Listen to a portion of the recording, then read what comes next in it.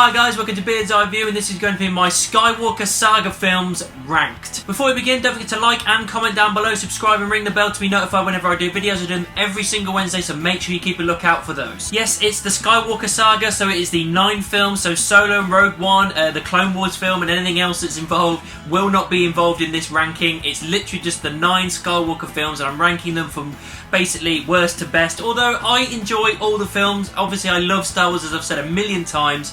Yes, there are better ones than others, but overall I still love all Star Wars movies. So let's just get to ranking. Bottom of the pile, number 9, Attack of the Clones. I recently watched this the other day actually. It's been a while since I've watched any of the prequels.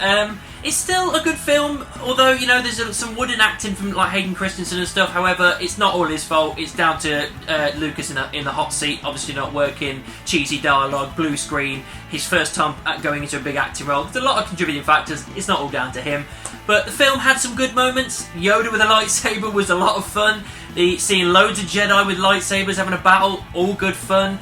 It's just that some of the cheesy dialogue and some of the, you know, bad acting and stuff, and kind of the love interest type stuff, I know it's important, and I get that, and I understand that it is an important thing to see, because we need to see why Anakin goes to the dark side. However, it just kind of didn't work as well as it probably should have done, so that's why it's at the bottom of this list. There are some good points, but it's definitely the worst of the 9. Just above that is Phantom Menace. I think this is still a solid film. However, the main problem, as we all know, is Jar Jar Binks. A character like that was there for merchandising role, for the kids, even though this film is not just for kids, it's for everybody. He didn't work, he didn't need to be there. They could have made a cooler character in his place if necessary. It just seemed like cheesy lines, stupid characterization, and he didn't work, and that's why I didn't like certain parts of this film. Again, there was a couple of missteps with acting, but overall it was pretty decent. I liked the premise of the story. Darth Maul is definitely one of the highest points of this film. Qui-Gon Jinn was a fun character. The lightsaber fight between Qui-Gon, Obi-Wan and Darth Maul, all of that was epic. There's nothing I can deny from that. Space battles were fun. The battles on the ground were all fine as well, enjoyable. There was just some missteps, as I said, Jar Jar being the main one, so that's why it's so low on this list. Number 7 is The Last Jedi, Episode 8. Again, still enjoyed the film. I like the fact that it took some risk. It did some things that people not necessarily were happy with. Some of the things they did with Luke and everything, and ways they went with stuff with Rey being a nobody, or they kind of rectified it later in the Rise of Skywalker. They went out there on the ledge and just took a chance, and yes, it wasn't a perfect movie. There was definitely some flaws and some holes in there. There was some silly moments. Obviously, for Leia doing the Mary Poppins thing was weird. However, at the same time, I'm thinking, well, I'm seeing Leia use the Force properly for the first time, so it's... But then, obviously, like the final moments with Luke and Kylo Ren was all really, really good. The Canto Bite stuff, not so great, but there was plenty of other things that I still enjoyed about the film.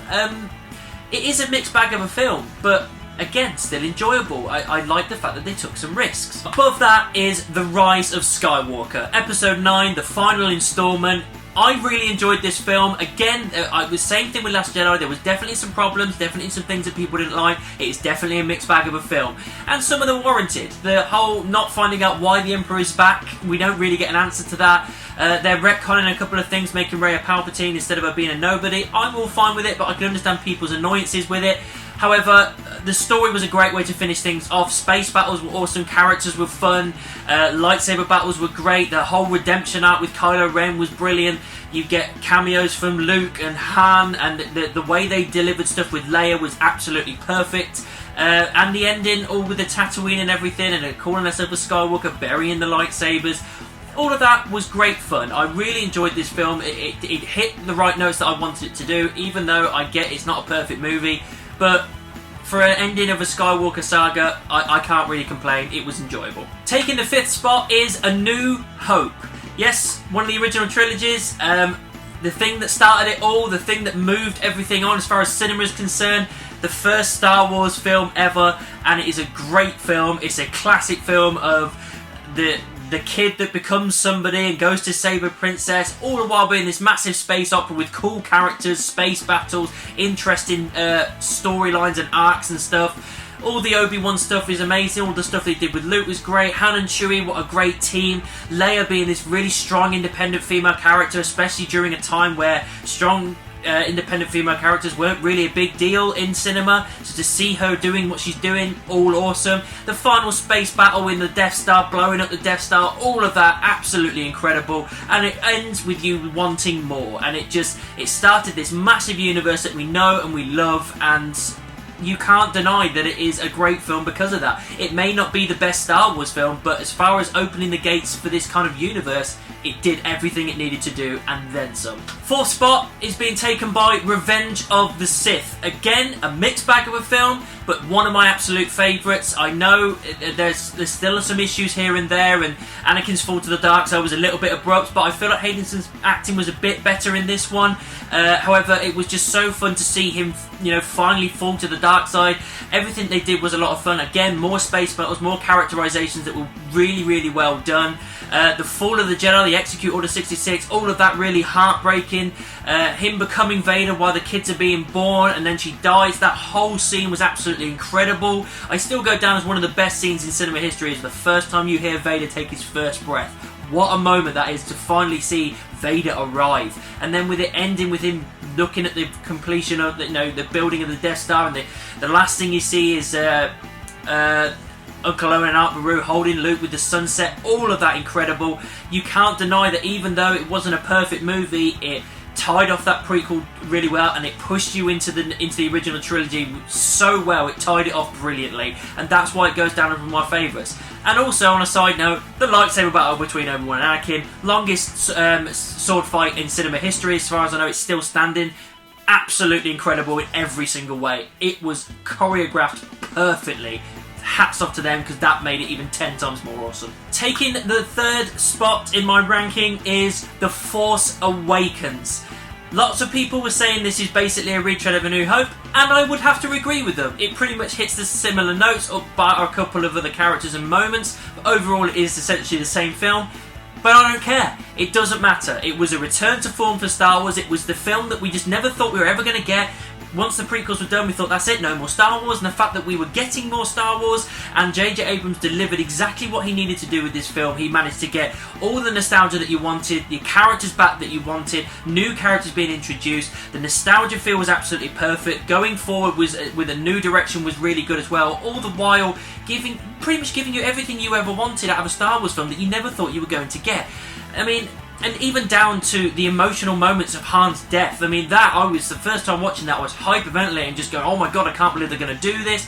The lightsaber battle in the snow was awesome. The space battle taking down Starkiller Base was all great. Snoke was an interesting character, but then Kylo Ren was a real decent and interesting character as well, being Ben Solo. That whole thing being revealed, all of it was great. Yes, I get it. It is pretty much A New Hope, but this was a hell of an introduction back into the Star Wars universe, and JJ did a great job at that, and that's why I have to put it so high in the list, because it just gave me those emotions that I didn't think I would ever get again. I was going into a Star Wars film, midnight showing, and going, oh my god, I'm seeing Star Wars again. And they nailed it. They absolutely nailed it perfectly. I can't deny this is one of the best ones out there. Hitting the runner-up spot is Return of the Jedi. Amazing. It just rounded off the original trilogy, and at the time what we thought would be just the only Star Wars films we were going to see, it rounded it off perfectly. It did everything with the redemption arc with Vader absolutely perfectly with Luke. It did a lightsaber battle that was great and really emotionally charged, all the while having a massive space battle taking down the Death Star, people on the ground with the Ewoks and everything in Endor was all a lot of fun. Yes, I know the Ewoks are a little bit kind of a downer really, because the original plan was to do Wookiees, but the budget wouldn't allow, so they went for Ewoks instead. However, it doesn't really bother me. I quite enjoyed having them there. It was fun to see, because at the end of the day, Star Wars film, yes, they have to have a serious note and an emotional weight to it, and tell you a really good story, but at the same time you need to have some fun with it, and the Ewoks added that little bit of extra fun in there. I can't, it's just a good idea to put them in, I think. If you can't do the Wookiees, then it's a good second choice. But yeah, overall, with the destruction of the Death Star, obviously the Emperor's death from what we assumed, Vader, the redemption arc of that, and seeing him with Obi-Wan and Yoda at the end as well, just perfect. Even the special edition version, when they added more stuff in, a lot of people don't like certain things that it added in, but for me, didn't really bother me at all. I think it added more to the way, especially in the celebration as well, where you see more planets celebrating at the death of the Empire. It was a great tying off for that original trilogy, and a great tying off for those characters, and it just, it made Star Wars go out with a bang. In the number one spot, probably pretty obviously as well, because I've probably spoke about it before in the past, and it's a lot of number one spots for many people, not just in Star Wars, but in cinema in general, and it is Episode 5, The Empire Strikes Back. This film was the film that changed the game as far as cinema is concerned. It did amazing things, amazing accomplishments, at just being the second film, because the second film of a trilogy, or indeed a series of films, is always a very difficult thing to do, and they made it better than the first. It was better than the one that succeeded it. It just did everything it meant to, and it flipped the entire way that you do films, the structure, on its head. It had the massive battle at the start of the film. It had real dark characterization where the bad guys were winning and chasing down the good guy. It had the potential death of Han Solo, where you didn't know whether he was going to live or not. It had this amazing revelation of Luke taking on Vader and then finding out that Vader's his father. That iconic moment goes down in history as one of the biggest shockers ever put to screen, because it just...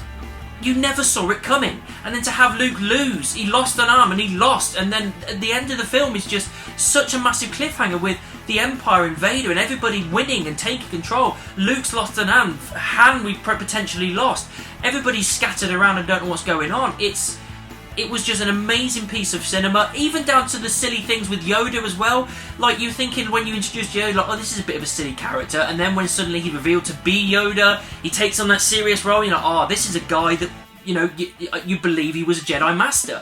Everything about that was absolutely awesome. The budget went really well with the practical effects, and everything of its time worked absolutely awesomely. There is not a bad moment in this film. The pacing never drops. The moments never cease to amaze. You have amazing character moments. You have amazing action scenes. You have an amazing budget. Everybody absolutely owned their performances in this film and just made it this absolute perfection of a movie. And this is why it's taking my top spot in this ranking, and it indeed takes the top spot in every film I've ever seen. There has never been a film that hits me the way that Empire Strikes Back hits me as it does, because it moved the world on in cinema. It's done so many things that cinema was not able to do before, and it was the benchmark for people to look at it and go, this is the quality we need to be getting to when it comes to storytelling. And it absolutely nailed it. It's one of the greatest films of all time, my favourite Star Wars film, and my favourite film of all time, and it is all kinds of epic. Overall, this is just my personal list. You know I'm a massive Star Wars fan, so I'd like to hear what you think, what your favourite films are, and what your rankings would be. Because it differs for other people. Everybody's got very big opinions on Star Wars, and I like the fact that people have difference of opinions. We can debate things and talk about things. Let's not get mean about it, let's not be dicks about it, let's just debate on what we think's good and bad in Star Wars. And this is the great thing about these films. They've managed to make this entire universe of something to talk about constantly, to rank and top 10 and debate and talk until the cows come home. This franchise, even with it continuing into the future with new characters and new movies and not going forward with the Skywalker Saga, I cannot wait for the next film, no matter what they bring, whether it's TV or film.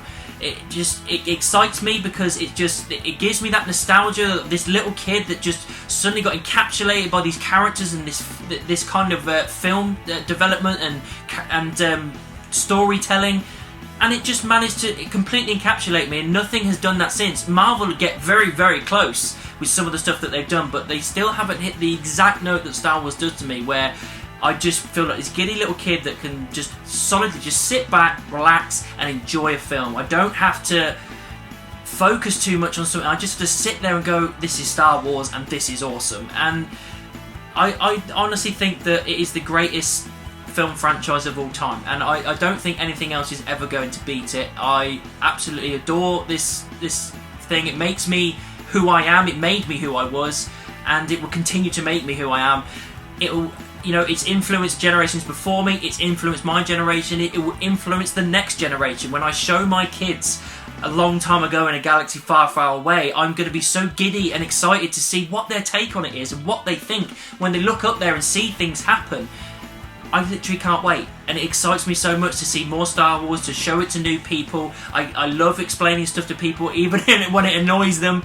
I absolutely love Star Wars, I will always love Star Wars, and I will love it for the rest of my life. So that's my top 9 ranking of the Skywalker Saga. What are your favourite films? Let me know down in the comments. Make sure you subscribe and ring the bell. If you want to find me on social media, any of these, all links are in the description, and I'll see you soon.